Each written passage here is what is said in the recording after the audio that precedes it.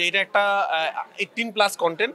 পটু এবং দক্ষ ডিরেক্টর ছিল আমাদের সাথে। না, দর্শক বলল রাহেন রাফি দ্বারা শুরু হয়েছে। তো আমার মনে হলো যে একটা ডার্ক কমেডি সিরিজ বানাই। আমার কাছে বাংলাদেশে যে সিরিজগুলো একটু বেশি হচ্ছে, একটু সিরিয়াস, আমি নিজেও এর আগে যা বানিয়েছি ওয়েব ফিল্ম একটু সিরিয়াস প্যাটার্নের।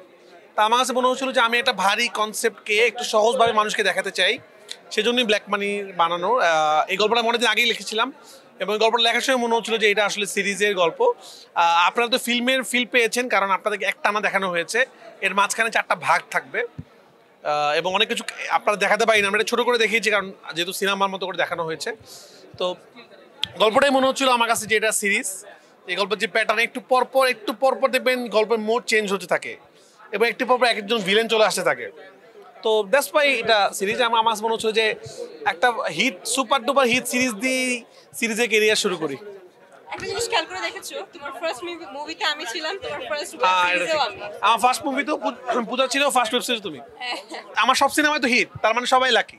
আমি অভিনয় করতে চাই, অভিনয়ের ক্ষুধা আমার মধ্যে আছে, সেটা যেই প্ল্যাটফর্ম হোক, ওটিটি প্ল্যাটফর্ম কিংবা সিনেমা হল, সেটা যেটাই হোক, গল্প ভালো থাকলে, ডিরেক্টর ভালো থাকলে, ক্যাপ্টেন অফ দ্য শিপ সবকিছু ভালো থাকলে কেন নয়।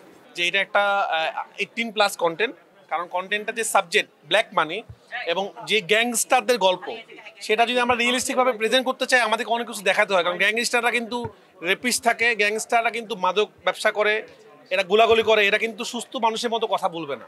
তো যেহেতু গ্যাংস্টারের গল্পটা ফুটায় তোলার জন্য আমাদের রিয়েলিস্টিক অ্যাপ্রোচ করতে হয়েছে। তো এই জন্য অবশ্যই এই ছবিটা অ্যাডাল্টরাই দেখবে আসলে সিরিজটা। অবশ্যই আপনারা খেয়াল করবেন এটা এন্ড ক্রেডিট সিন আছে, যদি সারা পাই মানুষ যদি চায় অবশ্যই এটা সেকেন্ড পার্ট বানাবো। ওয়েব সিরিজটাকে আমরা বানানোর চেষ্টা করেছি। আমরা দেখলাম যে সাধারণত যখন প্রিমিয়ারগুলো হয় আপনারা সিনেমা দেখেন, আপনারা বাইরে আসেন, ইন্টারভিউ নেন। আজকে আমরা দেখলাম যে সবাই বসে আছে এবং আমি শুনতেছি যে কেউ বের হচ্ছে না, বলতেছে মিস করে ফেলবো আসলে। তার মানে আসলে আমরা মানুষকে ধরে রাখতে পারবো না। দর্শক বললো, আমার নিজেরও দেখে মনে হলো আল্লাহ, এটা তো সিনেমা হলে দিলে সুপার ডুপার হিট হতো।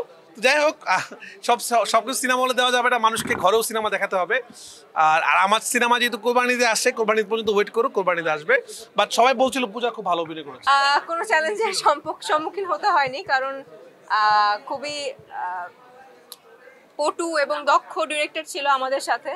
তো কোনো চ্যালেঞ্জিং সিচুয়েশন ফেস করতে হয়নি। দেখুন, উনি হচ্ছেন আমার ফার্স্ট ডিরেক্টর এবং তার মাধ্যমেই আমার পথ চলা। যদিও রাজ চক্রবর্তীর সাথে ফার্স্টে কাজ হয়ে গেছে, বাট তার সাথে নায়িকা হিসেবে রিহার্সেল, আমার জার্নি সবকিছু জাজ মাল্টিমিডিয়া এন্ড রাহেন রাফি দ্বারা শুরু হয়েছে। সো সে তো অবশ্যই আমার একটা কমফোর্ট জোনের জায়গা। আর ভালো লাগে আসলে, প্রথম ডিরেক্টরের হিরোইন আমি আসলে কাজ করতে খুব স্বাচ্ছন্দ্য বোধ করি।